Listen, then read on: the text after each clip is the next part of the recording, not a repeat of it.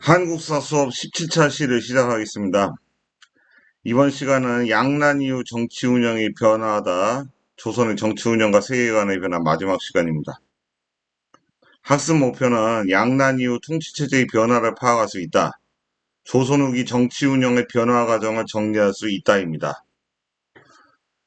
내용의 구조는요, 통치체제의 개편에서 조선의 중앙정치의 변화, 비변사로 대표적인 것이고요, 비변사. 군사제도의 변화, 훈련도감으로 대표되는 것이고요. 수치체제의 개편, 대동법, 영정법, 균역법, 이 수치제도, 세금을 걷는 제도의 개편이 되는 것이고요. 그 다음에 붕당정치의 변질, 그 다음에 뭐 환국, 일당전제와 영조와 정조의 정치의 탕평책, 세도 정치의 전개, 조선이 이제 몰락해가는 과정입니다. 이 부분이 이제 이번 시간에 대해서 다루는 부분입니다. 양난 이후 정치 운영이 변화하다. 여러분들 교과서는 67쪽에서 69쪽까지 내용이 되겠습니다.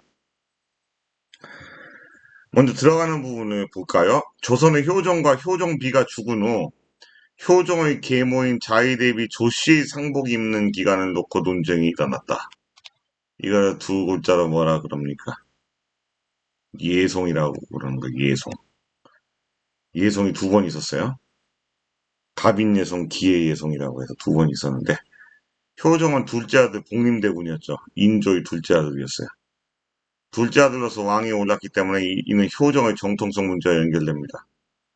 서인은 왕실도 사대부와 같이 주자가래에 따른 것을 주장한 반면 주자가래는 그 중국의 남송의 주의가 성리학을 집대성한 주의가 관원상제의 예법을 정리한 책이 주자가래입니다.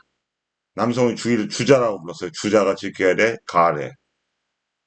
그래서 여기에 따르면 큰아들은 1년만 큰아들, 동일하게, 왕과 사대부 예법은 동일하게 적용해야 된다는 게 서인의 입장이고, 남이는 아니다.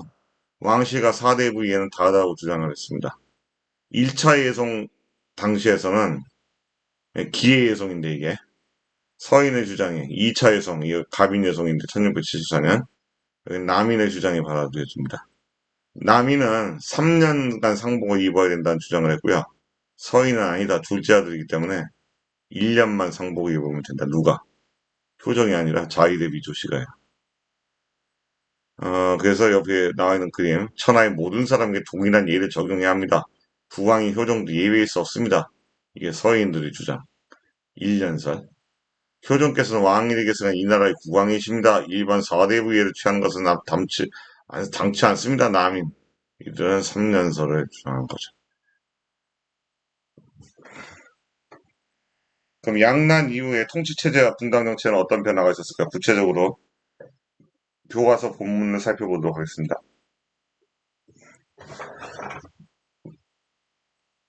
양난 이후 정치 운영의 변화가 나타나는 중앙 정치에서는 비변사의 기능이 강화됐습니다. 비변사는 원래 중종 때 삼포해란 이후에 왜구와 여진의 침입에 대비하기 위한 임시 대책 회의 기구였어요. 임시 회의 기구.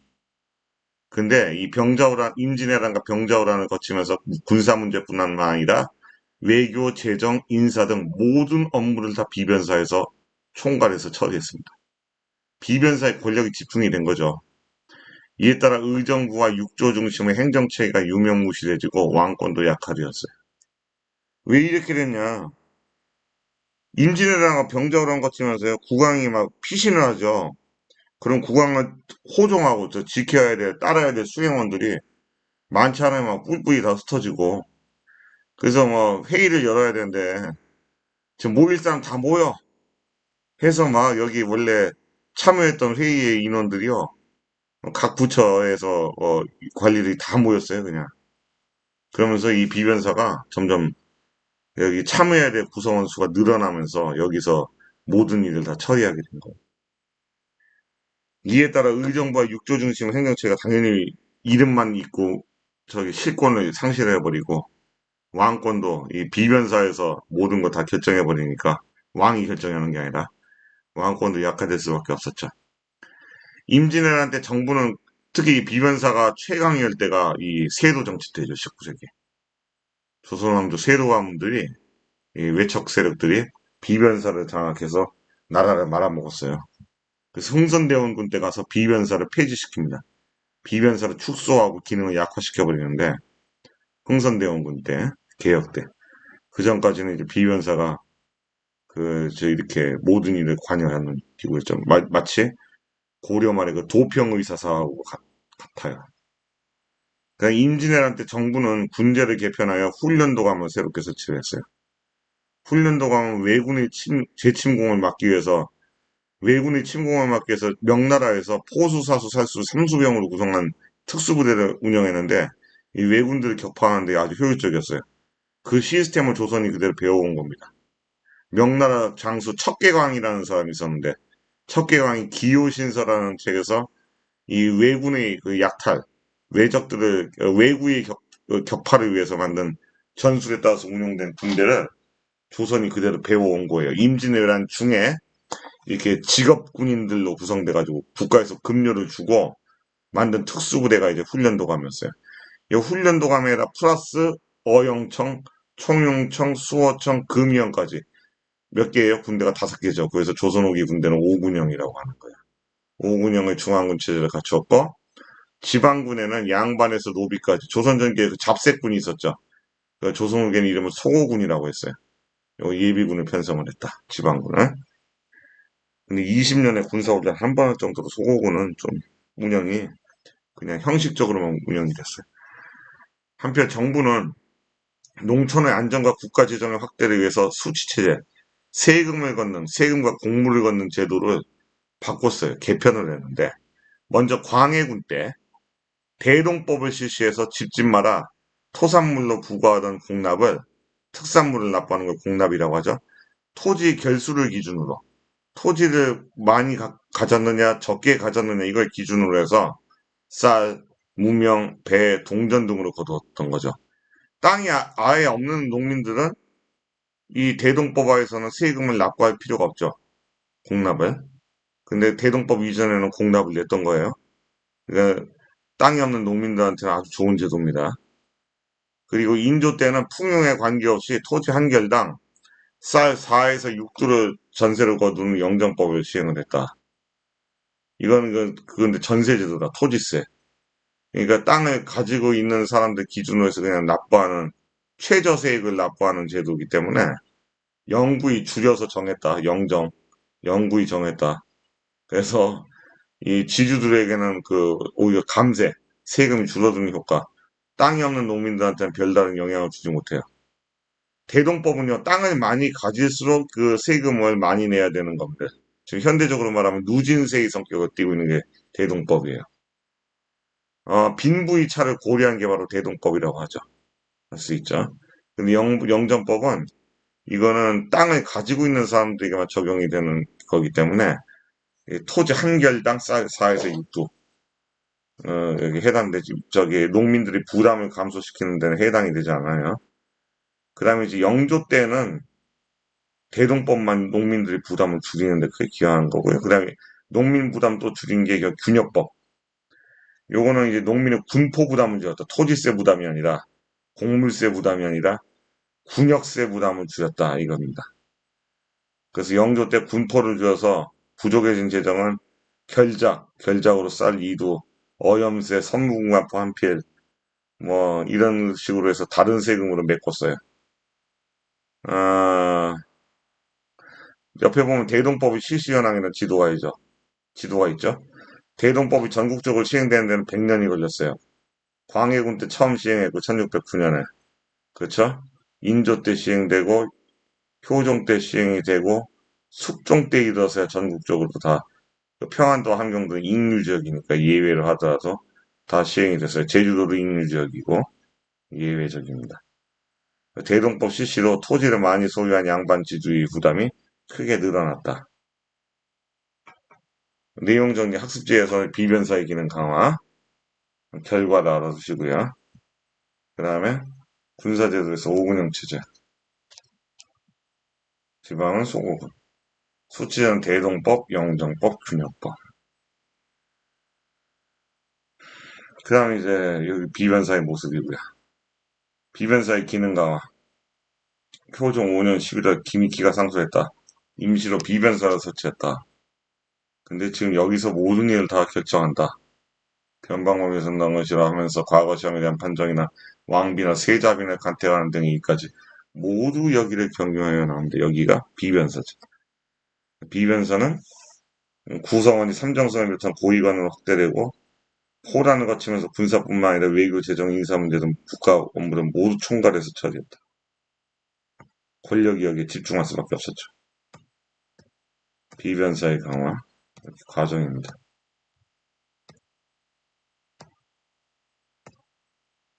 기능 확대되고 국방문제 해결 결정, 최고 국정의 얘기가 비변사에서 처리한 일이 기록하는 걸 비변사 등록이라 그래요. 비변사의 변화에 따른 결과 비변사 강화, 의정부 약화, 육조 약화, 왕권도 약화, 그 군사조직의 정비, 외란이후 순차적으로 운영 설치, 훈련도감, 총영청, 소청, 어영청, 금이요. 됐어요. 그래서 삼수병, 사수, 살수, 포수, 활창, 조총을 사용하는 병사들이죠. 남한산성 수비, 후군과 항쟁 거치는 과정에서 서울과 지역 외곽 방어, 이후 집권 세력의 기반이 되었다. 훈련도감, 포수, 사수, 살수, 외란 중 외군의 조총에 맞서기 위해서 조총으로 무장한 포수를 중심으로 설치한 특수부대, 훈련도감. 이렇게 해서 훈련도감에서 키운 부대가 나중에 어디에 적용됐어요? 나선정벌에 이용되고 그랬던 거죠. 아시겠죠?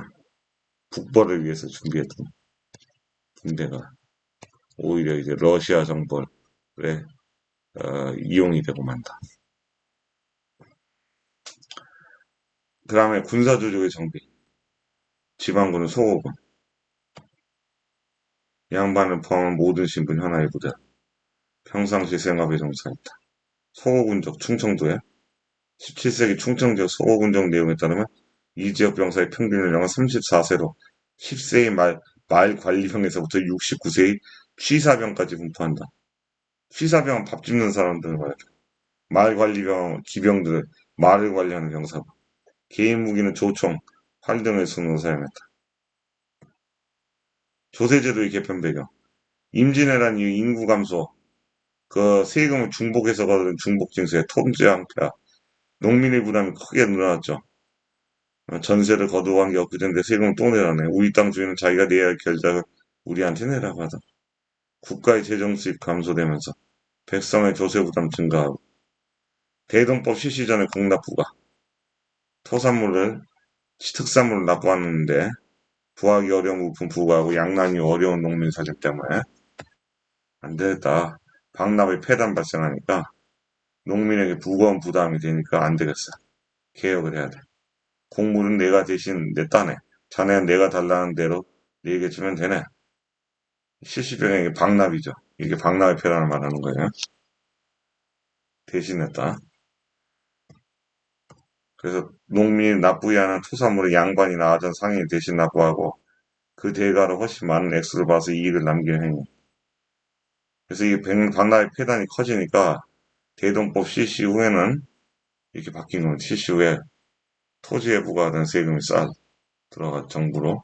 물품대금은 이게 누가 토지 싸기 기준으로 하면서 특산물을 구하는 전문적인 상인이 공인이에요. 공인이 활동.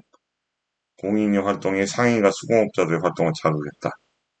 이렇게 됩니다. 대동법 실시 영향. 대동법은 광해군 때부터 경기도에서 처음 실시된 이후 전국적으로 확대했는데 100년이 걸렸다. 왜? 우리 법 하나 시행하는데 100년 걸렸냐? 각 계층마다 이해관계가 틀렸기 때문이죠. 가장 대동법을 싫어하는 계층이 토지를 많이 가진 양반 지주층들이 반대했죠. 그래서 양반 지주층들의 반대를 무릅쓰고 개혁을 하다 보니까 그 저항을 누그러뜨리면서 하다 보니까 이 제도가, 이 좋은 취지의 제도가 100년 걸렸다. 지금도 이런 제도가 필요하죠. 현대에서도. 응? 시민의 부담을 줄이고 특권층의 부담을 늘려서 민주국가에서 어떤 조세 부담의 공평성을, 공정성을 가져와야 될 제도적 개혁이 필요한 거예요. 근데 양반 지주층은 이거는 대동법을 굉장히 싫어하죠. 농민층은 땅 없는 사람이 좋은 제도다. 찬성하는 입장이죠. 그러면 전세제도 변화, 영정법. 풍년에 20두씩 내는 걸 흉년에 4두씩. 영정법인데, 영정법 이전에 전분육등 연분구등법이라고 하는 건데, 세종대왕 때 마련했던 건데, 이게 제대로 안 되니까, 인조 때 관계없이, 풍흉에 관계없이 4두만 내라. 영구히 정했다. 최저세액으로. 그래서 이제 감세 효과가 있었고요. 세금이 줄어든 겁니다. 균역법 실시 배경. 그러니까 농민들에게 부담되는 군포부담세가 컸습니다. 야, 저 비를 맞춰야 돼요. 그럼 자네가 내 피를 내야 된다. 1년에 한 피씩만 걷도록 해라. 이왕이 누구? 영조 때 가서. 균역법 실시 전에 정부가 1년에 두 피씩 내던 거를 줄였어요. 한 필만 내도 두 필에서 하나로 줄인 거죠. 농민의 부담을 줄였는데 부족한 군비 충당 방법은 결작으로 지주에게 2두씩 받고 소금세, 선박세, 그 선무금간포라고 해야 분포를 하나 더 받는 특권층, 부유층에게 분양을 면제받는 세력들에게 하나씩 더 받았던 거죠. 그 다음에 이제 본문 내용으로 가도록 하겠습니다. 그래서 대동법이 전국적으로 시행되는데 100년이 걸린 이유는 바로 부담이 늘어난 양반 지주와 중간 이익을 취할 수 없게 된 방나우자들의 반대가 심했기 때문에 전국적으로 확대 실시인데 100년이 걸렸다. 무엇이? 대동법이. 균역법은 영조 때 균역법은 농민의 군포 부담을 줄이기 위해서 군포를 줄여 부족해진 재정은 결장 및 어염세 선무금한포 등을 거둬 보충했다. 이렇게 됩니다. 붕당 정치의 편집. 임진왜란이 끝난 뒤 북인이 집권했어요. 광해군 때 북인. 광해군과 함께 제도의 개편을 추진했다. 북인은 남명 조식의 학통을 이어가는 제자들입니다. 정인홍이 대표적인 인물이었고요. 그러나 인조반정으로 북인이 몰락했고 서인이 정권을 장악을 했어요. 율곡 이이 학통을 계승했다고 주장하는 세력들이죠. 이후 서인이 주도하는 가운데 일부 남인이 참여하는 형태로 붕당 정치가 전개됩니다. 그래서 붕당 간 공정관계가 유지가 됐죠. 그러나 현종 때 광인효현 현종 때죠. 효종 다음에 현종 때 궁중의뢰인 상복 입는 기간을 놓고 두 차례 예송이 일어나죠. 서인은 왕씨가 사대부 예법이 같으니 효종 역시 말아들이 이외의 아들과 같이 대우해야 한다. 그래서 1년 입어야 된다. 남인은 왕에 대한 대우를 달리해야 된다. 3년 입어야 된다. 붕당 간 대립이 치열해집니다. 숙종 때 광인효현 그냥 숙종 때죠. 국왕의 주도로 집권붕당이 급격히 교체되면서 전국이 바뀌는 현상을 환국이라고 합니다. 환국. 서인과 남인이 번갈아 집권하면서 상대 붕당을 탄압하는 과정에서 남인이 몰락하고 서인이 노론과 소론으로 갈라져요. 노론은 남인에 대한 강경한 입장이 노론이고 남인에 대한 온건한 입장이 소론입니다. 이렇게 이해하시면 되고요. 그 다음에 영조를 지지했던 게 노론이고 그 다음에 광인, 효연, 숙경영, 경종을 지지했던 세력이 소론이었어요. 이러하다 붕당 정치가 변질되면서 상대 세력을 인정하지 않고 특정 붕당이 정권을 독점하는 현상을 일당전제화라고 합니다. 환국이 나타나면서 일당전제화가 나타났다 이해하면 되고요. 이를 조정하기 위해서 숙종이 탕평책을 제기했으나 제대로 시행하지 못했다. 이렇게 됩니다. 그래서 붕당 정치 전개와 변제 오른쪽 도표에 선조 때부터 이제 숙종 때까지 상황. 동인이 북인에서 남인으로 광해군. 그 다음에 여기 선조 때 이렇게 나뉘어졌거든요. 북인, 남인. 광해군 때 북인. 서인이 주도를 했고, 인조반정 주도. 북벌 비판, 호정 때. 북벌 주장. 남인들은 북벌 비판. 서인은 북벌 주장. 송시열이 서인의 대표였거든요. 1차 여성 때 서인이 이겼고, 2차 여성 때 남인이 이겼어요. 경신왕국 때 서인이 이기고, 기사왕국 때 남인이 이겼어요. 갑술왕국 때 서인이 이겨서 남인 완전 몰락. 아시겠죠? 서인이 경신왕국 이후 강경파 노론과 온건파 소론으로 나눴다. 아니었다. 그다음 이제 여러분 학습지에 나와 있는 붕당 정치의 변질 내용입니다. 광해, 운인조, 현종, 숙종 때 얘기죠. 그 다음에 여러분들이 이해를 돕고자 이렇게 좀 슬라이드 컷을 좀 몇 개 더 넣었어요. 상대 붕당의 존재와 비판을 인정하던 그런 상황이죠. 근데 예송이 나타나면서 붕당과 갈등이 심화됩니다. 그래서 본격적으로 남인과 서인의 대립, 예송 논쟁이 일어나죠. 두 차례 걸친 예송 논쟁으로 서인과 남인의 대립이 심해져서 이때가 이제 예송 논쟁 때가 송시열과 서인의 송시열, 남인의 허목 이런 세력들이 엄청나게 대립을 해요. 그 다음에 이제 붕당 정치가 아예 상대 붕당을 다 쫓아내고 탄압을 하는 한국 일당 전제화가 나타납니다. 한국에 발생 상대 붕당의 존재를 부정하면서 전국을 주도하는 붕당의 극한 편화, 숙종대 이렇게 세 차례, 경신왕국들, 서인이 집권해서 남인 탄압, 알겠죠? 그 다음에 기사왕국, 세자책복 문제로 남인이 집권하면서 서인 탄압, 송시열 이때 사약 받고 돌아가셨어요. 그 다음에 갑술왕국, 패비 민씨가 포기하면서 서인이 집권하면서 남인 탄압, 남인이 완전 몰락합니다. 그래서 일당 전제와 상대 붕당에 대한 보복 발생하면서. 그래서 이제 숙종 다음에 광인, 효연, 숙경, 영이죠, 영조. 경종의 이제 동생이었어요. 배다른 동생. 경종이 후사 없이 사망하자 숙종의 두 아들 중에 경종이 먼저 죽자 그다음에 그 배다른 형제인 영조가 왕이 됩니다. 영조 연인군이 왕이 되는데 영조는 붕당 간의 세력 균형이 무너져 정치가 불안해지자 국왕이 중심에 서서 정치 세력 간의 균형을 유지하는 탕평책을 실시하게 됩니다. 그래서 탕평파라고 해서 노론과 소론과 몰락한 남인의 온건한 세력들, 국왕의 명령을 도와줄 수 있는 온건파들을 기용해서 탕평파를 만들었어요. 이들을 중심으로 전국을 운영하고 붕당의 뿌리를 없애기 위해서 제야에서 그동안 이런 예송이라든가 또 뭐죠? 그 환국의 원인이 됐던 바로 살림의 존재를 제야 살림의 존재를 인정하지 않게 됩니다. 또 붕당의 기반인 서원을 대폭 줄였어요. 완전 다 철폐한 건 아니고 흥선대원군 때 가서야 이제 47개만 남기고 다 없애버렸고 예, 영주 때도 서원을 줄이려고 노력했고요. 3, 4의 관리를 추천하는 관행을 없애서 2조 전랑의 권한을 약화시켜가지고 이전에 그 시대와는 다르게 붕당을 아주 약화시키려고 노력을 한 거죠. 영조는 또 균역법을 시행해서 백성의 균역 부담도 줄였고 가혹한 형벌도 금지시켰고 그 법전, 경국대전을 보완한 속대전을 만들었고요. 동국문헌비고 같은 책을 편찬해서 문물제도를 정비했다.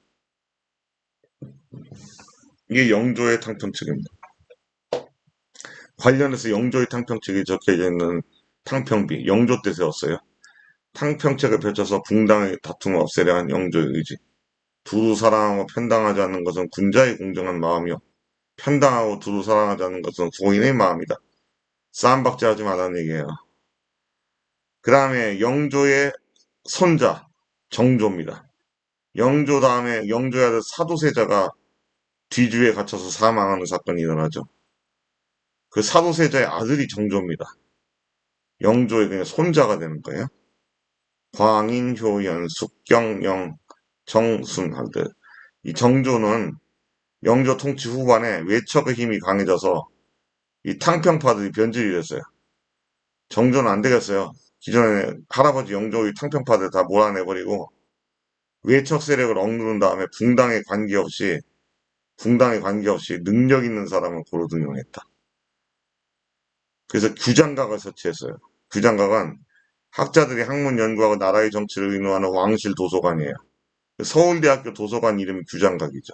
이름 따온 거예요. 정조는 규장각 학자들과 함께 나라의 중요한 문제를 연구했죠. 조선 전기에 세종 때 집현전이 있었잖아요. 조선 후기 때 정조 때 규장각이 있었던 거예요. 아, 전기 후기로 조선 후기를 나누는 거는 아주 기본적인 토대가 되는 건데 임진왜란과 병자호라는 기준으로 이렇게 나누는 것이고요. 실제적으로 그렇게 나누지 않을 수밖에 다른 시기로 나눈다. 조선 그 초기, 중기, 후기 이렇게 구분이 될 수도 있다. 보는 견해가 더 우세해요.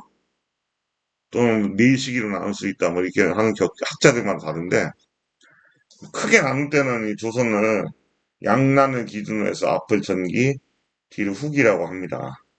근데, 근데 이제 양난을 기준으로 했을 때 조선의 왕조 시스템이 무너진 게 아니라 이 체제 개편이 되잖아요. 그래서 실제 역사학에서는 조선 초기 15세기 때 16, 17세기를 중기 임진왜란과 병자호란을 포함하고 그다음에 18, 19세기를 이제 후기라고 보는 거예요. 영조의 탕평책과 정조의 탕평책은 바로 조선 후기 때에 해당되는 내용이에요. 정조는 이제 규장각을 만들었고 그다음에 초계 문신제를 실시해서 개혁 세력을 육성했다. 왼쪽 날개 그려보세요. 젊고 재능 있는 관료들을 선발해서 과거 시험에 합격해서 들어온 관료들이죠. 이런 유망한 관료들을 규장각에서 학문을 연구하게 하면서 연수를 시킨 거예요. 관료들을 재교육시킨 제도입니다. 그래서 정조는 이를 통해 자신의 세력 기반을 강화시키려고 했다. 그래서 처음 들어온 관리들을 교육시키는 제도라고 해서 초계문신제라고 합니다. 또 친위 부대인 장용영을 설치하여 왕권을 뒷받침하고 장용영 앞에 훈련 도감을 줬던 오군영이 집권 서인 세력들의 군대였어요. 북왕의 군대가 아닙니다. 북왕의 통솔권에 있는 게 아니라 비변사를 중심으로 한 서인 집단들, 특히 노론 세력들의 군대이기 때문에 영조 후기부터 노론이 주도를 했거든요. 노론. 한평파 중에서도 노론이. 노론은 정조를 되게 싫어했어요.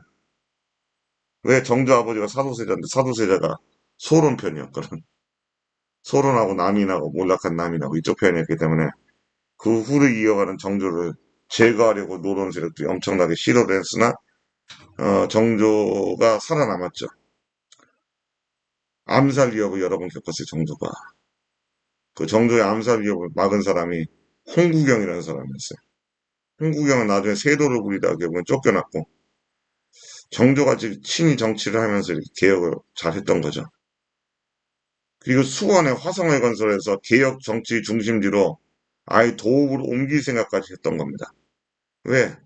당쟁의 소굴인 지금 한성, 서울, 한양에서 벗어나서 수원의 새로운 도읍을 신행정 도시를 만들어서 국가를 번영시켜야 되겠다는 비전을 갖고 있던 국왕이 정조였던 거죠. 수원, 화성은 계획 도시입니다. 군사, 정치, 방어, 경제 이런 부분이 전부 다 완벽하게 설계된 도시였어요.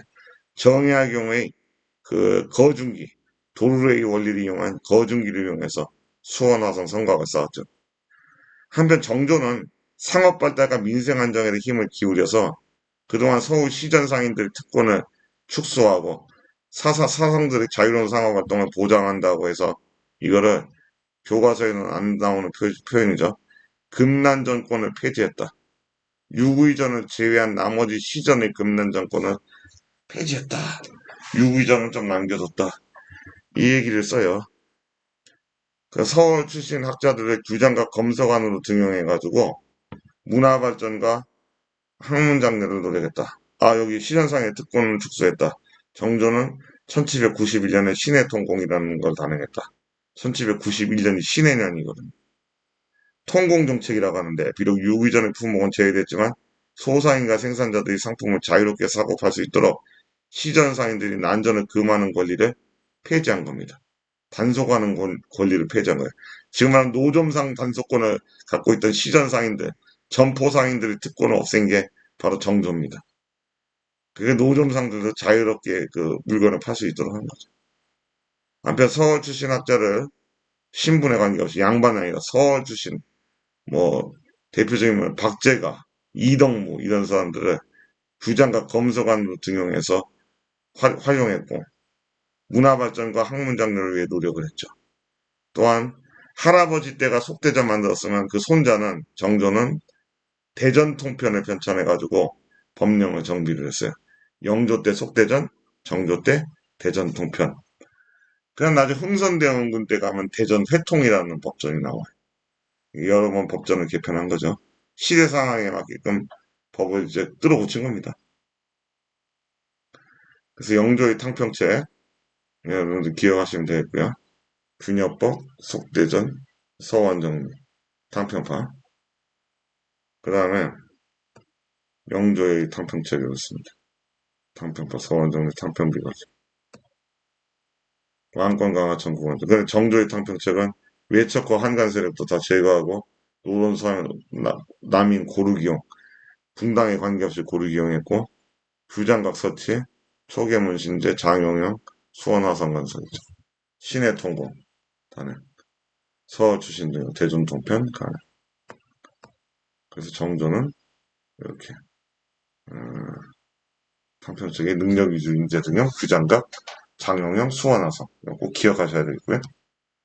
그래서 옆에 규장각 그림입니다. 규장각 현재 모습이고요. 왕실 도서관이자 학문연구기관이었다. 어느 때? 정조 때. 그 다음에 수원화성 얘기 나오죠. 여러분들 교과서 68쪽에 있죠. 하단에. 정조는 화성을 어떤 도시로 만들려 했을까? 화성은 정조가 아버지인 사도세자의 묘를 양주 배봉산을 들여서 수원 화산으로 옮기면서 축조한 성으로 1794년 1월부터 짓기 시작하여 96년 9월에 완성되었습니다. 정조는 농업도시, 상업도시, 군사도시의 기능을 갖춘 화성을 건설하였습니다. 이어서 화성을 개혁정치의 중심지로 만들려고 했다. 수원 화성을. 정조는 가뭄이라도 모내기를 할 수 있도록 화성에 만석거라는 대규모 저수지를 만들었다. 교통을 요지인 수원의 이점을 활용하여 시장을 열고 상인을 유치하였다. 또한 장용영을 배치하였고 수원 화성에서 훈련을 시켰죠. 장용영을. 국왕직속의 군대입니다. 한 1만 명 정도의 병력이 됐대요. 도시 주변에 성곽을 쌓아 군사방어 기능을 갖췄다. 정조는 문무를 겸비하는 왕이었어요. 그 태조 이성계의 DNA가 정조에게 물려받았던 것 같아요. 정조 활을 그렇게 잘 썼답니다. 백발백중의 그 명사수였다 그래요. 그 화성을 쌓을 때 도르의 원리를 이용한 거중기, 정약용이 개발한 거중기, 이걸 이용했다. 축성기간을 단축했다. 이러한 화성의 축성 과정을 상세히 기록하여 1801년 화성성의 의궤를 발간. 수원화성은 그 독창성과 우수성을 인정받아 1997년 유네스코 세계유산으로 등록이 됐습니다. 이제 수원화성의 서북 공심돈, 망루, 방어와 감시를 위한 망루. 대포로 쓸 수 있게끔 이렇게 성에 만든 게 특징이죠. 북포로 공격에 유리하게 성벽을 도출시키고 만석거 예? 세계기록유산 화성성의 의궤 수원 장안문의 모습이죠. 수원화성 서장대 서북 공심돈 화음 팔달문 봉돈 이게 나온 겁니다. 그 다음에 이제 여러분 마지막 69쪽 세도 정치입니다. 영조와 정조의 탕평책은 강력한 왕권을 바탕으로 추진되어 정치 권력이 왕과 소수의 정치 집단에 집중되는 결과를 가져왔죠. 이에 정조가 갑작스럽게 죽고 또 나이 어린 손조가 즉위하자 왕실과 혼인관계를 맺은 일부 가문이 정권을 장악하는 세도 정치가 나타났습니다. 그게 바로 안동 김씨 가문의 독점이죠. 세도 정치는 순조 때 안동 김씨, 헌종 때 풍양조 씨, 다시 철종 때 안동 김씨. 이게 3대 60여 년 동안 외척 가문들이, 왕실의 외척, 왕비 쪽 가문들이 권력을 독점하던 그런 권력을 누리던 세도 가문의 중심의 정치를 세도 정치라고 합니다. 세도 가문은 비변사를 장악을 했고요. 여러 군영의 지휘권도 장악했고 정권 유지 기반으로 삼았고 이로 인해서 왕권이 더욱더 약화됐습니다. 이 시기 정치기강도 완전히 개판이 돼서 문란해져가지고 과거제 운영과 관직 임명 과정에서 비리가 나타나고 과거 시험에서의 부정이 극심해졌죠. 공정사의 룰이 완전히 깨진 겁니다.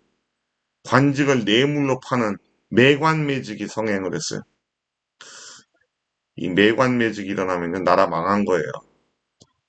이거 현대사회에서도 일어나면 안 됩니다. 돈을 주고 관직을 산 관리들이 이를 보상받고자 백성을 가혹하게 수탈하는 것을 삼정의 문란이라고 하죠. 과거 시험에서 부정한 세도 가문이 시험 감독과 과장, 과거를 보는 장소로 장악하고 시험 문제를 미리 빼내어 알려주기, 대리 시험 보기, 시험지 바꿔치기 등의 온갖 부정행위가 빈번했던 시기입니다. 어느 때가? 19세기 때가. 이 조선왕조 망하게 된 건 세도 정치 때문에 망한 거야, 실제적으로. 권력이 독점되면서 나타나는 부정부패 현상이 일반화돼 버렸죠. 그 일본인들이 역사를 우리 역사 조선 역사를 외우고 갈 때가 대표적인 게 조선은 붕당 싸움 때문에 망했다. 그 잘못된 거예요. 붕당 정치가 변질이 됐죠. 탕평책이 실시가 됐어요. 해결하려고 했는데 탕평책 한계점이 노출되면서 세도 정치라는 변질된 형태가 나타났고요. 세도 정치하고 권력이 독점되는 현상. 이로 인한 부정부패를 막을 수 없는 현상. 왜? 이제는 영조 때 3사를 무력화시켰잖아. 그 언론 기능이 사라진 상태니까. 세도 가문에 비판할 수 있는 그 누구도 없었죠. 그러니까 이제 세도 가문 멋대로 지 멋대로 나라 말아먹는 겁니다. 이게 권력의 독점과 부정이 결국 나라를 망치는 거예요. 붕당은 원래 견제와 균형을 강조하기 때문에 일본인들의 학자들이 주장하는 붕당 때문에 조선이 망한 게 아니라 견제와 균형이 있었기 때문에 조선 왕조가 더 번영할 수 있었던 거고 그 견제와 균형이 무너진 세도 정치 때문에 조선 왕조가 무너진 거다. 이게 옳은 해석입니다. 일본의 식민사학자들의 주장이 명확히 틀린 거죠. 아시겠죠? 조선은 붕당 때문에 망한 게 아닙니다. 당파 싸움 때문에 망한 게 아니라 이 당파 싸움도 사라진 거예요. 세도 정치 때는. 오로지 세도 가문이 모든 걸 다 결정해버려. 응? 견제와 균형이 사라진 독재, 독점. 그 대표적인 김조순. 김조순 옥호정도, 옥호정이라는 건물이. 김조선 순조의 장인일 안동김 시세력의 대표적인 그의 별명인 옥호정의 모습을 통해 당시 사도 세도가들의 럭셔리한 모습이 우리가 인식할 수가 있겠죠. 권력가들이 이렇게 살았구나. 김조순, 안동 김씨였습니다. 세도 정치의 전개 여러분들 결과 매관 매직 나라가 망했구나. 망해가는구나. 근데 세도 정치 때 저거는 잘해. 백성들 뺏겨먹는 수탈은 잘하고 여기에 저항하는 농민들이 봉기는 철저하게 진압은 잘해. 세도 정치. 그런 건 자기 국민들 때려잡는 건 잘하는데 나라가 썩었어. 이 이후에 이 세도 정치를 개혁하려고 흥선대원군이 나오잖아요. 개혁을 하려고 그랬는데 때가 안 맞지. 서양 세력이 이제 쳐들어오는 시기지. 흥선대원 그때 병인양력, 신양력이 일어나잖아요. 세도 정치 때 너무 나라가 망가져가지고 흥선대원군이 개혁을 해도 이게 제대로 뭐 성공한 기억도 있지만 나 조선왕조 되살릴 수는 없었죠. 조선왕조를 결정적으로 무너뜨리게 만든 게 세도 정치입니다. 역사에서 우리가 교훈을 얻어야 돼요. 권력이 지나치게 독점이 될 때 어떤 특정 집단에 의해서 역사가 발전하는 게 아니라 무너지는 거다. 국가 전체가 붕괴되는 거다. 사회 전체가 붕괴되고 새로운 세상으로 바뀔 수밖에 없는 상황으로 몰린다는 거죠. 세도 정치 패단.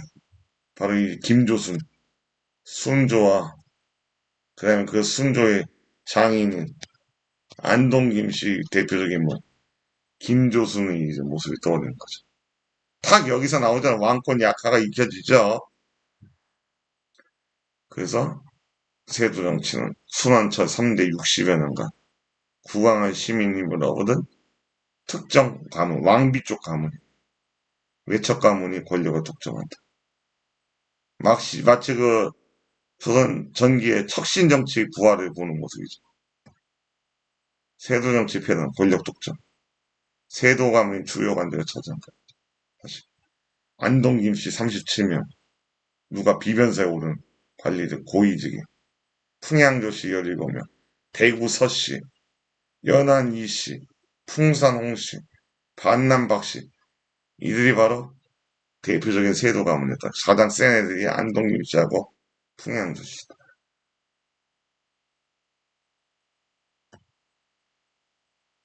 왕권이 약하다. 올해는 풍년이 세금을 제대로 거둬야겠네. 이자리어라는데 얼마가 들어가는데 한미자 단단히 챙겨야지. 겉마음과 속마음이 다르죠. 분부대로 하겠습니다. 사또가 한미자 잡으려는데 우리도 가만히 있을 수 없지. 수령과 향리들까지 타락하죠. 부패합니다. 아주. 그래서 일어나는 게 삼정의 문란이죠. 전정의 문란. 토지세를 막 엄청나게 걷어들이는 거. 몰래 빼돌리는 군포. 다양한 면모에서 군정의 문란. 어디나 60세가 넘는다 사망자한테도 군포를 부과하고. 불법이잖아요, 완전히. 이웃집 돌쇠의 군포 당신 애독에 인징. 이웃이나 친척에 부과하는 인징과 족징. 인징족징이라 그래. 인징족징. 황구첨점. 죽은 사람 목에 백골증포. 말이 됩니까? 환고 고리대가 되죠. 관청에서 빈민구제제도로 운영하라 했더니 곡식 빌려주고 이자를 막 받아서 이자놀이를 했어. 환국이 고리대로 변질했죠. 필요하지 않은 사람이 억지로 곡식을 빌려주는 경우가 있었어. 왜 이자 받아먹으냐고 이 새끼들. 수령과 향리 타락이 그게 다랬죠. 수령과 향리들 타락. 부정부패. 그래서 이제 그 조선전기 통치제 확립. 여러분들 그 69쪽의 하단에 스스로 매듭짓기 의정부가 들어가야 되거든요. 북벌운동. 세 번째 대동법이 들어갑니다. 확인학습 1번 임시회의 기후였던 비변사. 2번 대동법. 3-1번은 맞고요. 5. 2번 X. 영조가 아니라 정조가 되죠. 그 다음에 3번 X. 의정부와 기능이 약화되는 반면 왕권 강화가 아니라고. 왕권도 당연히 약화가 되었죠. 그럼 여러분들 가지고 있는 24에서 25차시 학습지를 보겠습니다. 이전차시 진단평가. 1번 도요토미 히데요시가 명을 공격하기 위한 길을 빌린다는 구실로 조선을 침략한 전쟁은 임진왜란이 되겠습니다. 2번 청의 군신관계 요구를 거절하다 청태종이 군대를 끌고 조선을 공격한 전쟁은 병자호란이 되겠죠. 이걸 합쳐서 양난이라고 한다. 1번에 들어갈 법령은 대동법 영정법이네요. 영정법. 그 다음에 2번에 숙종 때 환국이 발생하죠. 환국. 3번이 누구의 개혁정치였어요? 정조의 개혁정치. 4번 특징. 비변사 등 주요 관직을 세도 가문이 독점을 했다. 그다음에 학습제 1번. 광해군대 대동법을 처음 실시하여 집집마다 토사물로 부과하던 공납을 토지 결수 기준으로. 대동법이죠, 이게. 토지 결수 기준. 땅을 가진 사람은 세금을 더 많이 내는 거예요. 많이 가질수록. 땅이 없는 사람일수록 세금 부담이 줄어들고. 이게 대동법이죠. 2번. 이 영조의 탕평비 내용이죠, 영조. 그래서 국왕 중심의 정치관 세력을 균형을 유지하는 탕평책을 실시하였다. 이렇게 되겠죠.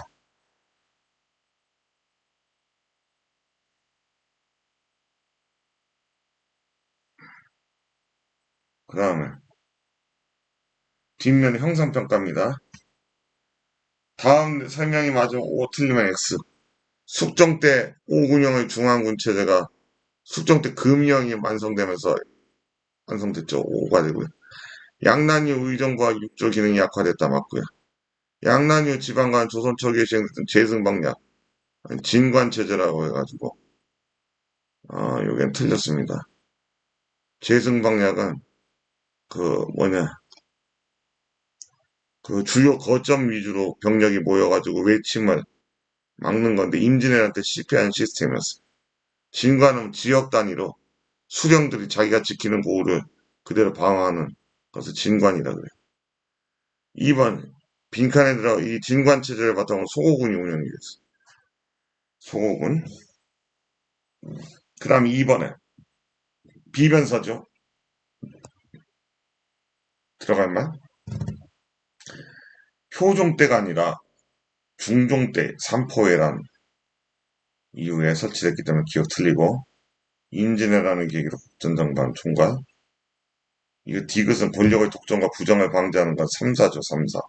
사원부 사관원 홍문관. 이 기구의 역할이 확대되면서 의정부와 육조의 위상이 낮아졌다. 그렇죠. 맞죠. 니은 리을. 4번이 답이 됩니다. 3번에 옳지 않은 거 있으니까 옳지 않은 것. 균형법이 됐네요. 기억 맞고요. 니은도 맞고요. 디귿 맞고요. 리을도 맞고 미음도 맞는데 디귿이 틀린 부분이 3번이 답입니다. 왜냐하면 양반들도 군포를 부담하게 하였다. 이게 틀려요.